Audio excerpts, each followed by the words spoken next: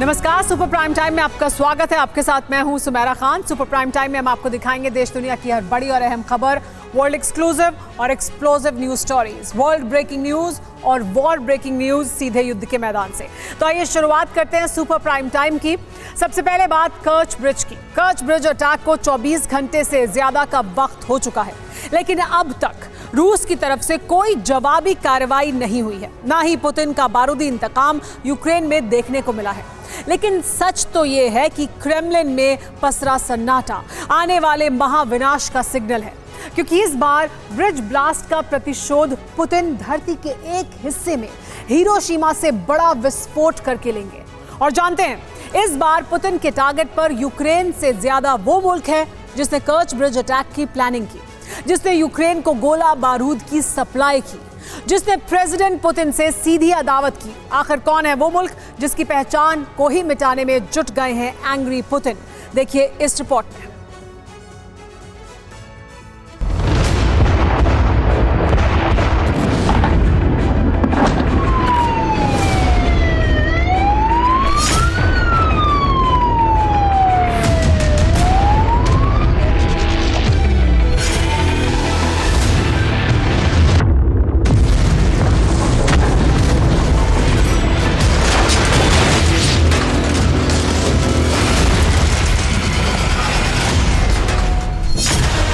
Crimea रूस को जोड़ने वाले कर्च ब्रिज पर हमला तो हो गया, मगर इस अटैक का बदला अभी बाकी है। प्रेसिडेंट पुतिन का बारूदी इंतकाम अभी बाकी है। कर्च ब्रिज को तबाह करने वाले मुल्कों से प्रतिशोध अभी बाकी है। यूक्रेन के साथ साथ नेटो देशों की तबाही अभी बाकी है।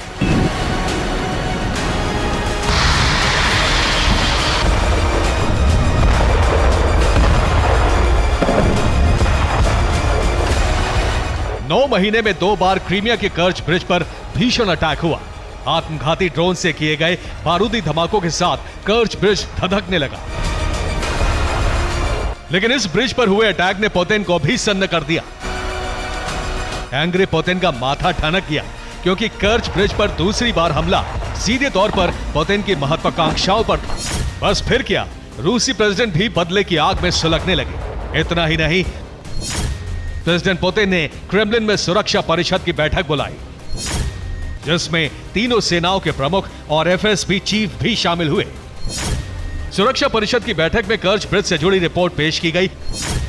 ब्रिज अटैक से जुड़ी रिपोर्ट को खुफिया एजेंसी एफएसबी ने जारी किया, जिसमें हमले के पीछे ब्रिटेन का हाथ होने की बात सामने आई।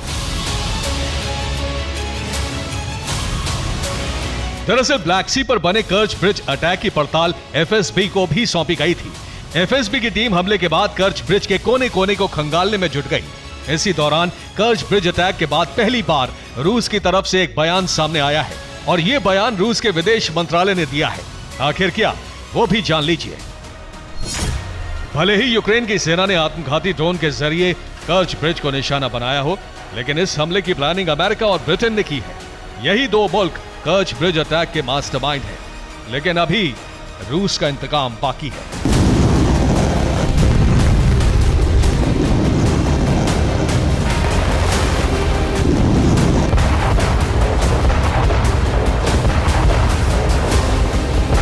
रूसी विदेश मंत्रालय का बयान सीधे तौर पर अमेरिका और ब्रिटेन को चेतावनी थी, मगर सुरक्षा परिषद की बैठक के बाद अब यह साफ हो चुका है कि क्रेमलिन का नेक्स्ट टारगेट अब सीधे तौर पर ब्रिटेन है। और जानते हैं कर्च ब्रिज का बदला प्रेसिडेंट पुतिन कैसे लेंगे? लंदन के टावर ब्रिज को दहलाकर, उसे तहस नहस करके।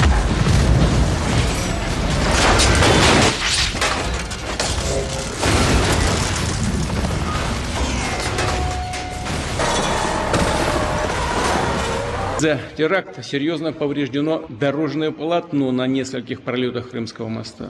В результате на время было прекращено и автомобильное, и железнодорожное движение. Дано поручение ФСБ, Следственному комитету.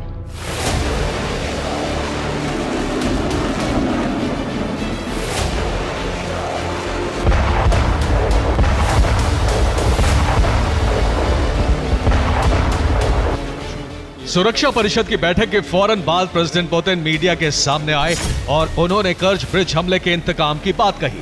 मगर इसी बीच रूस के सबसे बड़े मीडिया हाउस रशिया टुडे की एडिटर मार्गरीटा सिमोनियान ने एक बयान जारी किया जो बेहद ही सन्न कर देने वाला है। आखिर क्यों, ये भी जान लीजिए। अगर रूस को क्रीमिया के कर्ज ब्रिज पर हुए हमले का बदला लेना है तो इस अटैक की साजिश रचने वाले ब्रिटेन में तबाही मचानी होगी। ब्रिटेन की राजधानी लंदन में मौजूद टावर ब्रिज को कुछ इस अंदाज में उड़ाना होगा, उसे तहस नहस करना होगा।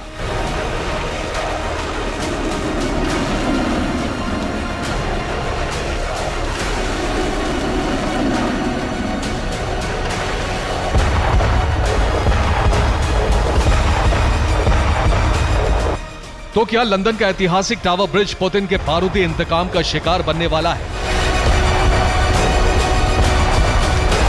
क्या रूसी डिफेंस ने लंदन के टावर ब्रिज को उड़ाने का ब्लूप्रिंट तैयार कर लिया है? क्या किलर मिसाइलों के प्रहार से दशकों पुराना टावर ब्रिज दहलने वाला है?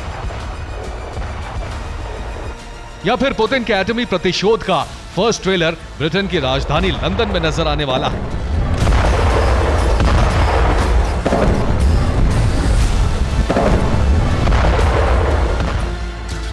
यकीन मानिए, अगर पुतिन का फोकस ब्रिटेन की तरफ शिफ्ट हुआ, अगर पुतिन ने लंदन के टावर ब्रिज पर हमले का मन बनाया, तो फिर ब्रिटेन में इतना दम नहीं है कि वो रूस के हमले को रोक पाए।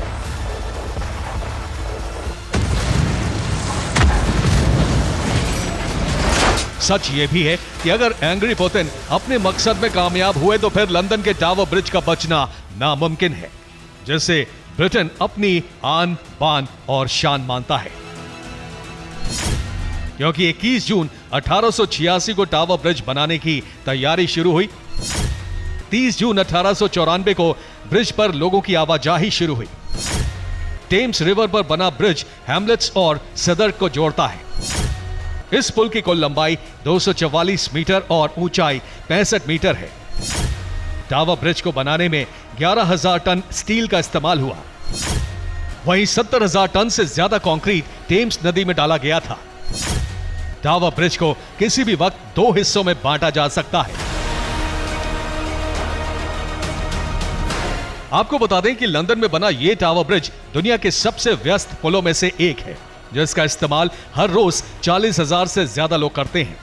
यानी अपनी खूबसूरती के साथ साथ टावर ब्रिज लंदन के लोगों की जिंदगी का अहम हिस्सा है। ऐसे में अगर पुतिन ने टावर ब्रिज पर हमला किया तो फिर ऐतिहासिक ब्रिज तो तबाह होगा ही, इसके साथ साथ बेमौत इंसान भी मारे जा सकते हैं। भीषण नरसंहार हो सकता है। Bureau report, TV9 Bharatvarsh. Crimea bridge सामरिक और रणनीतिक रूप से रूस के लिए बहुत अहम है। इस पुल पर हमला होते ही राष्ट्रपति पुतिन ने अपनी सुरक्षा परिषद की आपात बैठक बुलाई। इसी बैठक में पुतिन ने ऐलान कर दिया कि पुल पर हमले का विनाशक बदला लिया जाएगा।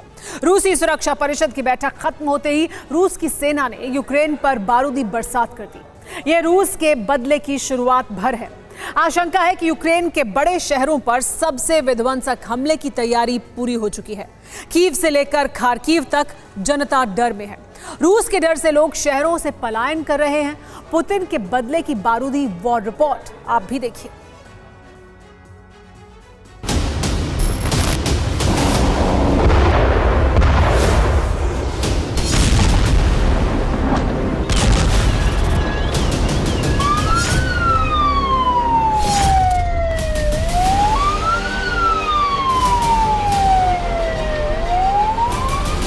Оперативно начать восстановительные работы.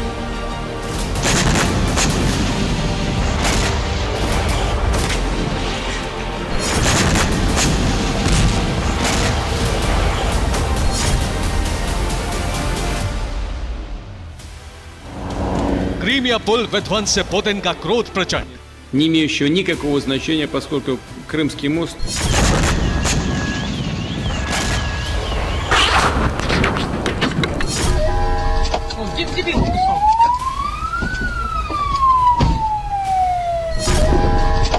पूरे यूक्रेन में बारूदी विनाश आरंभ।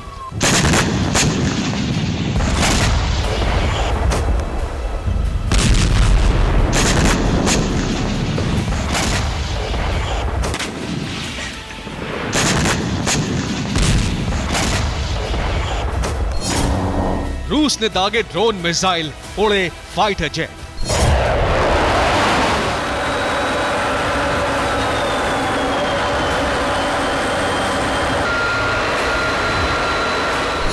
यूक्रेन के अहम शहर रूसी फोर्स का टारगेट।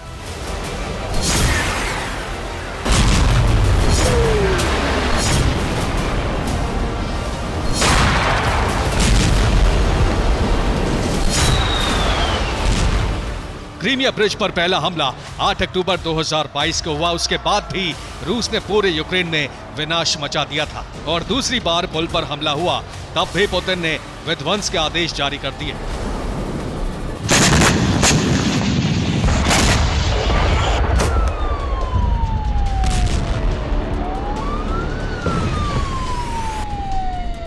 रूस की राष्ट्रीय सुरक्षा परिषद की आपात बैठक बुलाई गई। इसी बैठक में पुतिन ने आदेश जारी कर दिया कि क्रीमिया पुल पर हमले का सबसे विनाशक बदला लिया जाएगा।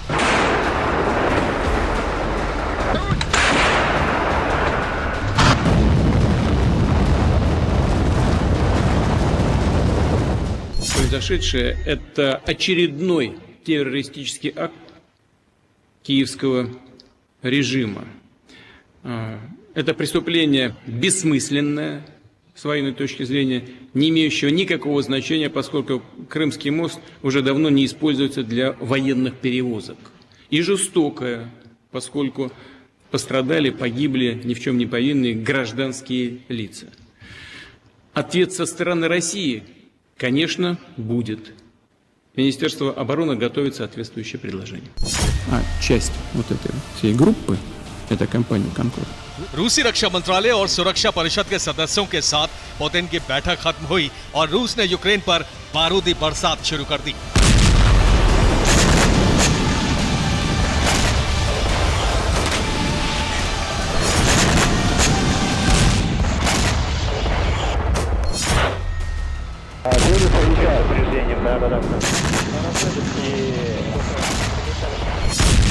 ओडेसा में रूस ने कैलिबर क्रूज मिसाइल से हमला किया।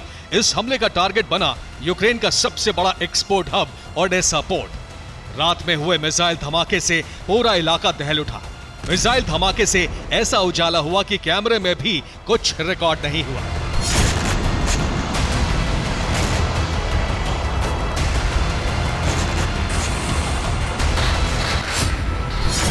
खेरसोन में रूस ने यूक्रेन के हथियारों को कामिकाज़े ड्रोन से टारगेट किया।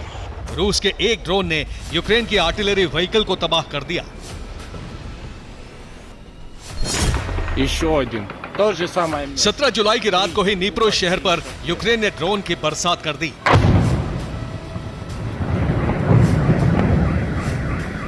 ड्रोन धमाके से बड़े इलाके में आग लग गई। रूस का दावा है कि इस हमले में यूक्रेन की एक पोस्ट तबाह हो गई।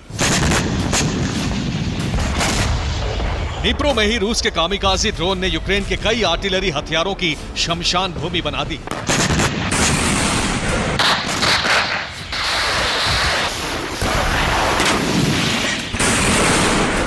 मिकोलेव शहर पर रूस ने मिसाइल और ड्रोन हमले किए।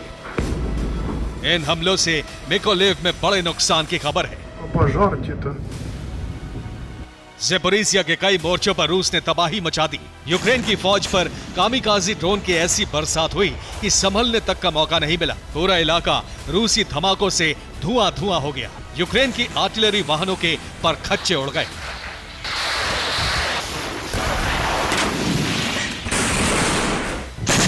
क्रीमिया पुल पर विस्फोट के बाद 17 जुलाई की रात रूस ने यूक्रेन पर विनाशक हमला किया है। 17 जुलाई की रात से रूस ने लगातार यूक्रेन पर हमले किए। यूक्रेन के 7 शहरों के 45 से ज्यादा इलाकों पर रूस ने हमले किए हैं। हमलों में कामिकाज़ी ड्रोन का सबसे ज्यादा इस्तेमाल किया गया। यूक्रेनी एयरफोर्स के मुताबिक कुछ हमले कैलिबर और शॉर्ट रेंज बैलिस्टिक मिसाइलों से भी किए गए। रूस ने सबसे बड़ा हमला खार्किव शहर पर किया।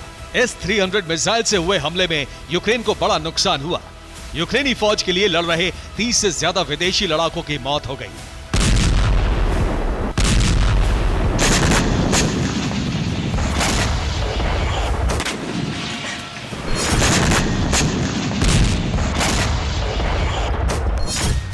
रूस ने यूक्रेन के शहरों पर ब्लैक सी नेवल फ्लीट से हमले किए। ब्लैक सी फ्लीट से एक के बाद एक कई कैलिबर मिसाइलें दागी गई।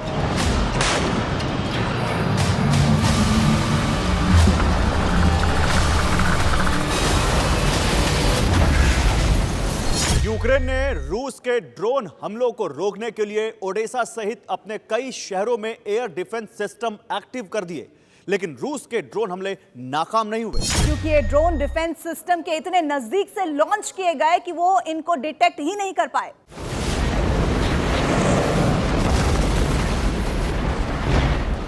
रूस ने ओडेसा के पोर्ट को भी इसलिए निशाना बनाया क्योंकि क्रीमिया के सेवेस्तोपोल और ब्लैक सी फ्लीट पर under water drone kamikaze drone से हमले यहीं से किए जाते हैं।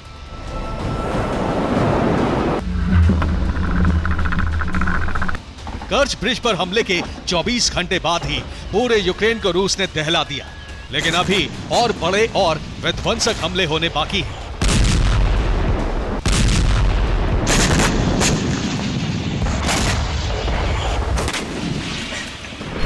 रूस की सिक्योरिटी काउंसिल के डिप्टी चेयरमैन दिमित्री मेदवेदेव ने कहा है कि आतंकियों के साथ मानवीय बर्ताव क्यों किया जाए, आतंकियों को सबसे भयानक सजा दी जाएगी।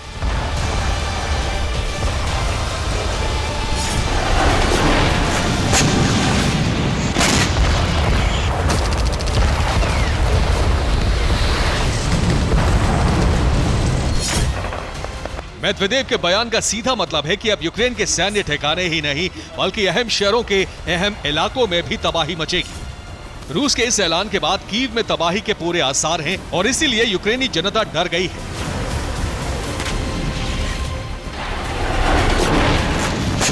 लोग कीव छोड़कर पोलैंड के बॉर्डर की तरफ जा रहे हैं। इतनी बड़ी तादाद में लोग कीव खाली कर रहे हैं कि बहुत लंबा ट्रैफिक जैम लग गया है। इंटेलिजेंस रिपोर्ट है कि यूक्रेन पर आज रात सबसे बड़ा हमला हो सकता है। रूस की स्ट्रैटेजिक मिसाइल फोर्सेस कीव के अहम ठिकानों पर हमला कर सकती हैं। रूस की एरोस्पेस फोर्सेस पूरे यूक्रेन पर हमले की तैयारी कर चुकी हैं।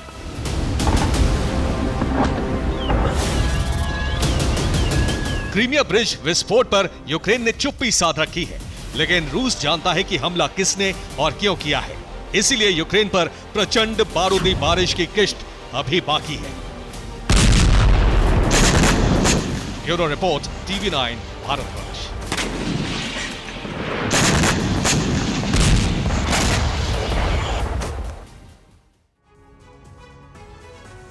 और सुपर प्राइम टाइम में आगे बढ़ने से पहले आपको बता दें, युद्ध के मैदान से इस वक्त एक बड़ी खबर आ रही है। यूक्रेन के तावरिया फ्रंट पर रूस को बड़ा नुकसान हुआ है। यूक्रेनी हमले में रूस के 3 टैंक तबाह हो गए हैं। रूस के 3 BM-21 रॉकेट लॉन्चर भी नष्ट हो गए हैं। आम डिपो में अटैक से कई और सैन्य साजो सामान नष्ट हुआ है।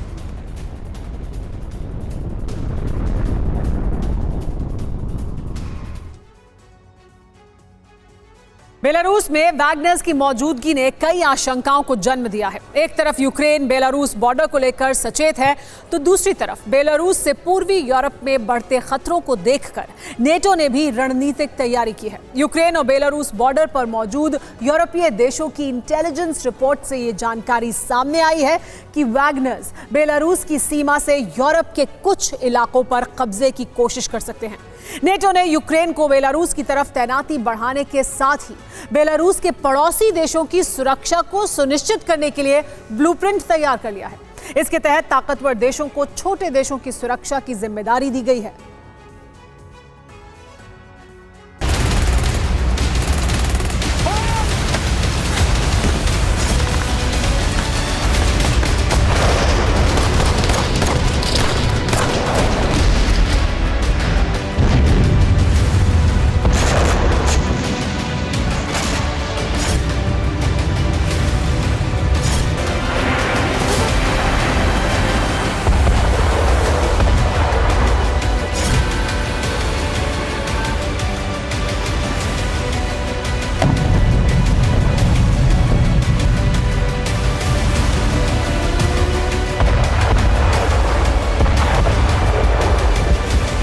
यूक्रेन और रूस की सीमाओं तक सिमटा युद्ध कभी भी दुनिया के कई और इलाकों को झुलसा सकता है।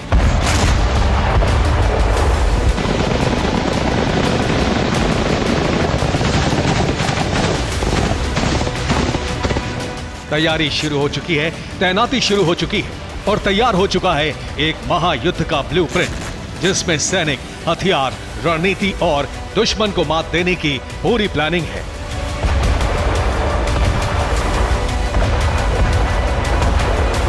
विध्वंस की इस योजना में कई देशों के नाम हैं। 4000 से अधिक पन्नों में सिमटा ये एक्शन प्लान सच हुआ तो समझ लीजिए तबाही और बर्बादी का एक नया इतिहास बन जाएगा।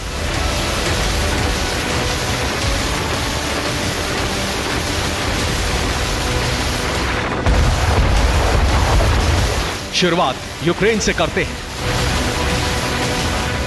फिलहाल फायरिंग ज़ैपोरिज़िया में हो रही है, लेकिन यूक्रेन की सबसे बड़ी चिंता अब बेलारूस बॉर्डर है।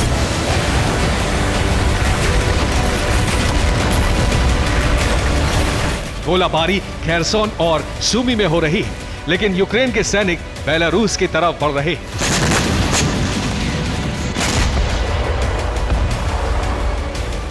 डोनेट्स्क में भीषण जंग के बीच यूक्रेन की प्राथमिकता और रणनीति बदलने की कई वजह हैं।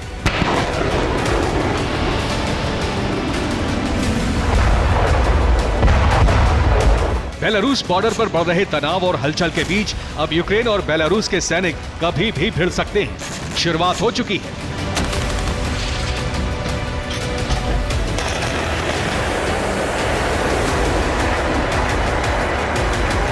सोमवार को यूक्रेन का एक ड्रोन कुछ इसी तरह बेलारूस बॉर्डर के पास पहुंचा। मकसद हमला नहीं बल्कि चप्पे चप्पे की तस्वीर कैद करना था, लेकिन बेलारूस की सेना मुस्तैद थी। जैसे ही ड्रोन ने बेलारूस की सीमा को पार किया, ड्रोन गिराने का एक्शन शुरू हो गया।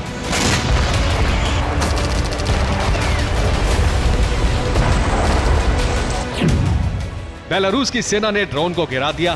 ड्रोन बेलारूस के गोमेल इलाके में घुसा था। ड्रोन नीबा नदी के ऊपर से बेलारूस में दाखिल हुआ था। ड्रोन को ब्रागिंस्की जिले में गिरा दिया गया। आखिर यूक्रेन को बेलारूस बॉर्डर के सर्विलांस की जरूरत क्यों पड़ी? डोनेट्स्क और ज़ैपोरिज़िया जैसे इलाकों पर फोकस न करके यूक्रेन की सेना ने बेलारूस की ओर सतर्कता दिखाई है, तो इसकी कई वजह हैं।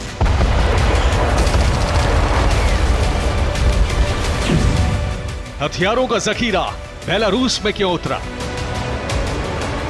रिपोर्ट के मुताबिक अचानक रूस से हथियारों को बेलारूस भेजा जा रहा है। बड़े बड़े कार्गो विमान से क्या भेजा जा रहा है इसका खुलासा तो नहीं हुआ, लेकिन संदेह यही है कि ऐसे विमान हथियार लेकर पहुंच रहे हैं।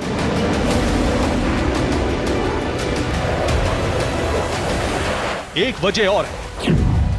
100 गाड़ियों का काफिला रूस से बेलारूस क्यों चला? हजारों वैगनर लड़ाकों के बेलारूस में घुसने की जानकारी की पुष्टि हो चुकी है। कहा जा रहा है कि 100 गाड़ियों का काफिला बेलारूस पहुंचा है। वैगनर फोर्स के झंडे वाली गाड़ियों से उतरे लड़ाके बेलारूस के शिविरों में पहुंचे।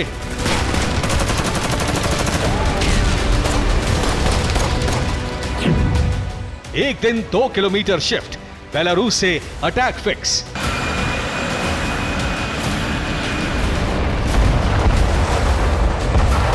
कहा जा रहा है कि वैगनर लड़ाके हर दिन यूक्रेन बॉर्डर की तरफ बढ़ रहे हैं।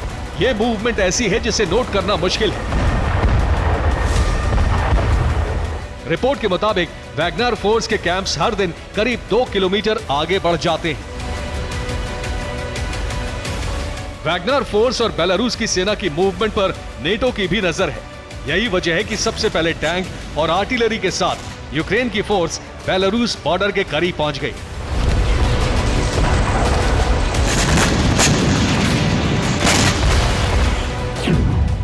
जरूरी नहीं कि बेलारूस से यूक्रेन पर ही हमला हो। खतरा बेलारूस के पड़ोसी लिथुआनिया, लातविया, एस्टोनिया, पोलैंड जैसे देशों पर भी है। पुतिन की रणनीति क्या है, इस पर सिर्फ दावे किए जा रहे हैं, लेकिन नेटो अलर्ट हो चुका है और बेलारूस से किसी भी तरह की गड़बड़ी होने का जवाब देने की तैयारी शुरू हो चुकी है।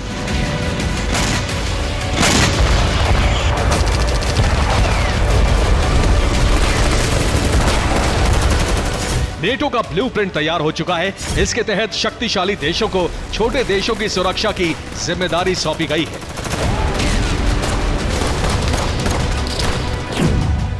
लिथुआनिया पर हमला हुआ तो जर्मनी अपने सैनिक भेजेगा। कनाडा को लातविया की जिम्मेदारी दी गई है। ब्रिटेन की सेना एस्टोनिया को सुरक्षा देने के लिए तैयार रहेगी और पोलैंड यानी यूक्रेन के सबसे बड़े मददगार को सुरक्षा की गारंटी देगा खुद सुपर पावर अमेरिका। यानी एक छोटे से देश में भी धमाका हुआ तो बेलारूस की सेना हो या वैगनर फोर्स के लड़ाके, उनका सामना नेटो देशों की सेना से होगा।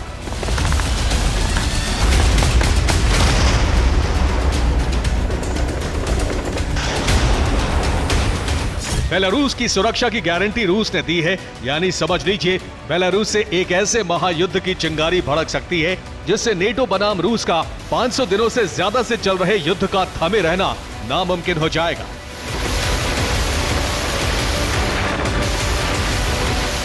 बेलारूस में जिस तरह से रूस ने इंतजाम किए हैं, ठीक उसी तरह का ब्लूप्रिंट नेटो का भी है। शक्तिशाली देश छोटे देशों की सुरक्षा के लिए अपनी जीडीपी का 2% हिस्सा खर्च करेंगे। यूरोप में सैनिकों की तैनाती को 3 लाख तक बढ़ाया जाएगा। यूरोप में भारी हथियार, एयर डिफेंस, मिसाइलों का भंडार बढ़ाया जाएगा। 4400 पन्नों में तैयार हुए ब्लूप्रिंट में इसके अलावा कई और चीजें हैं जिसे कोल्ड वॉर खत्म होने के बाद से अब तक की सबसे बड़ी योजना कहा जा रहा है।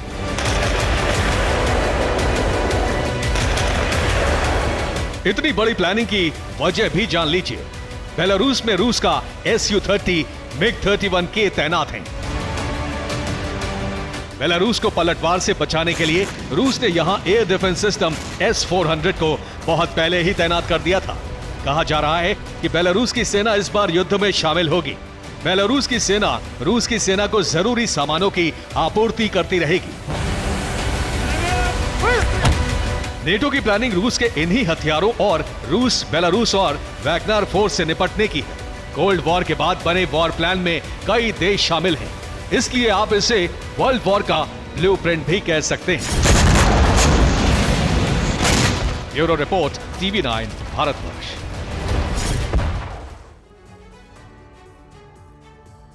जिन हथियारों के दम पर रूस ने यूक्रेन में भारी तबाही मचा दी, उन्हीं हथियारों को लेकर ब्रिटेन ने एक ऐसा प्लान तैयार किया है जिसमें वो रूस के हथियार अपनी सीक्रेट लैब में लेकर जा रहा है और वहां रूसी हथियारों की पायरेसी करके हूबहू वैसे ही हथियार बनाए जाएंगे जिनका इस्तेमाल रूस करता आ रहा है।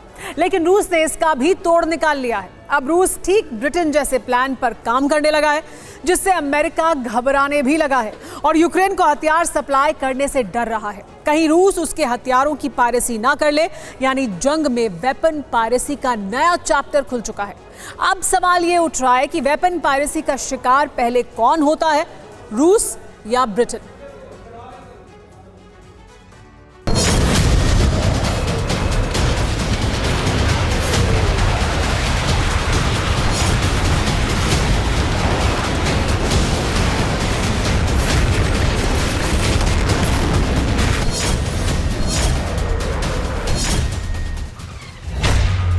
रूस के हथियार ब्रिटेन करेगा वार।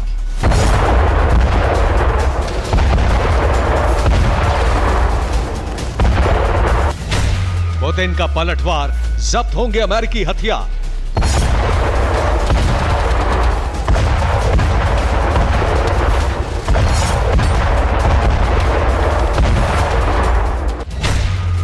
जंग में नया दौर, वेपन पायरेसी से हाहाकार।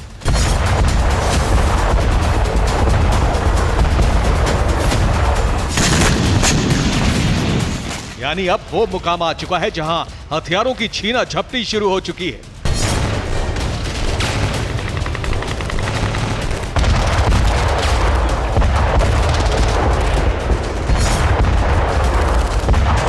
जंग में एक दूसरे के हथियार चुराए जा रहे हैं, चुराकर अपने देश ले जाए जा रहे हैं।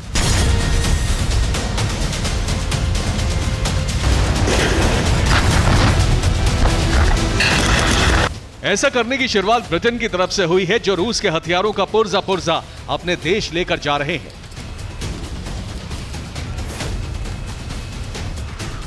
इसी तरह रूस ने भी जबरदस्त पलटवार किया है। नेटो देशों से जो हथियार यूक्रेन को सप्लाई हुए हैं, उन हथियारों पर रूस नजरें गड़ाए बैठा है।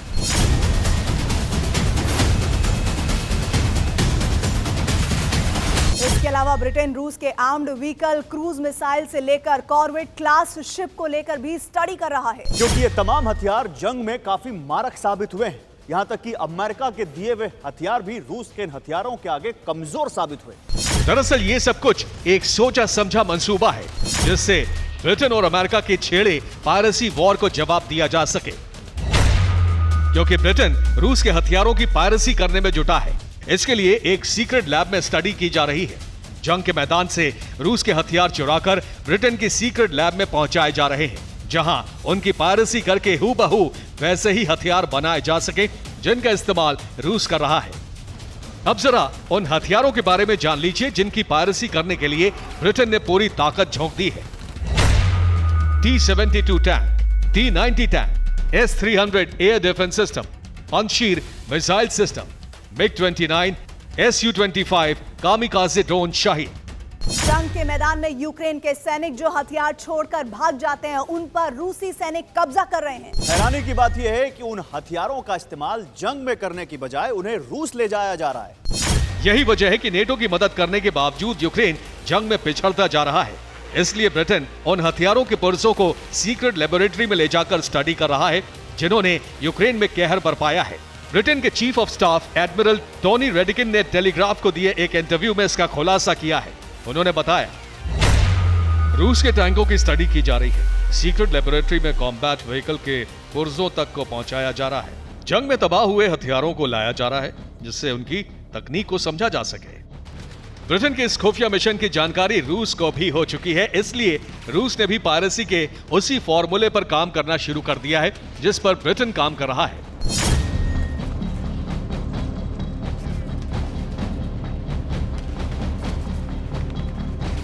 अब समझिए रूस के टारगेट पर वो कौन से वेपन हैं जो जंग में ज्यादा मारक साबित हुए हैं। Leopard tank, Challenger tank, Abrams tank, Bradley armoured vehicle, Stryker armoured vehicle, TB2 drone, HIMARS rocket launcher system, howitzer artillery weapon. यानी इन घातक हथियारों की कॉपी करके रूस अपनी फैक्ट्री में ऐसे ही हथियार बना सकता है जिनके सहारे जंग में यूक्रेन को घुटनों पर लाया जा सकता है।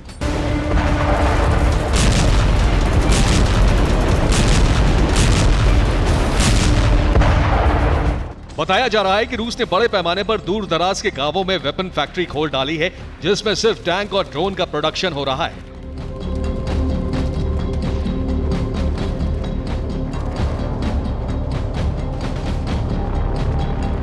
हालांकि ब्रिटेन भी इसी मंसूबे पर काम कर रहा है, जबकि रूस ब्रिटेन के फॉर्मूले से उसी को मात देने की तैयारी कर चुका है। रूस के इस पलटवार से अमेरिका घबराया हुआ है, इसीलिए वो यूक्रेन को हथियार सप्लाई करने से बच रहा है। कहीं ऐसा ना हो रूस अमेरिकी वेपन की पायरेसी करके उसका इस्तेमाल यूक्रेन के खिलाफ ही कर ले। Bureau report, TV9 Bharatvarsh.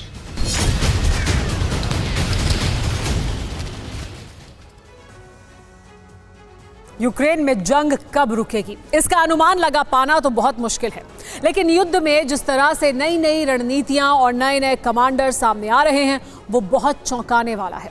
Counter attack में नाकाम रहे ज़ेलेंस्की ने अब एक ऐसे खूंखार चेचन कमांडर और जिहादी लड़ाकों की फौज को मैदान में उतारा है जिसने युद्ध की तस्वीर को बदल देने की कसम खाई है। ज़ेलेंस्की की चेचन फौज रूसी सेना पर घातक हमले कर रही है। ज़ेलेंस्की ने चेचन विद्रोहियों के इस गुट को पुतिन के चेचन कमांडर रमजान कादिरोव को बर्बाद करने के लिए मैदान में उतारा है। लेकिन क्या ज़ेलेंस्की की चेचन फौज जंग में गेम चेंजर बन पाएगी?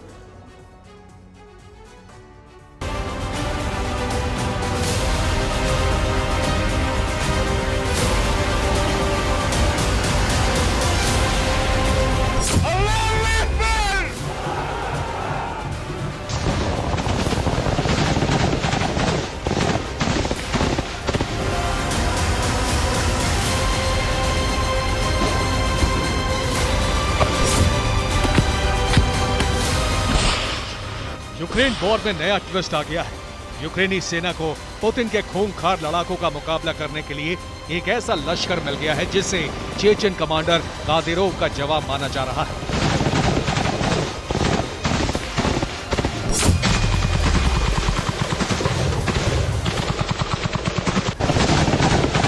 रूसी सेना पर गुरिल्ला स्टाइल में धावा बोलने वाले इस गुट का नाम है अब्दुल हकीम शिशानी गुट।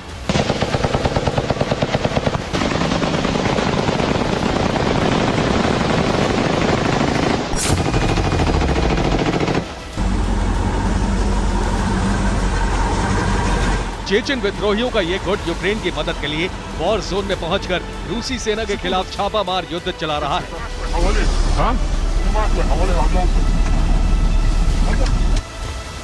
चेचन विद्रोहियों के खूंखार कमांडर अब्दुल हकीम शिशानी के गुट ने अपने हमलों को तेज करते हुए रूस को बड़ा झटका दिया।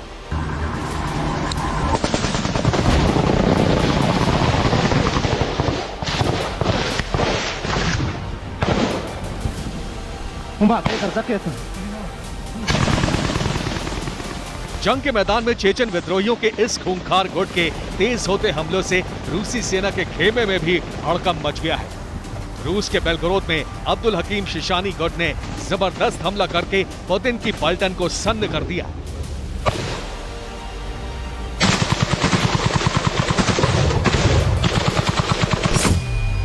ज़ेलेंस्की के लिए लड़ रहे शिशानी गुट ने बेलगोरोद में घुसकर रूसी सेना के एक ट्रक पर भी बेतहाशा फायरिंग की। चेचन विद्रोही रूसी सेना के ट्रक पर तब तक आग बरसाते रहे जब तक वो पूरी तरह नेस्तनाबूद नहीं हो गया।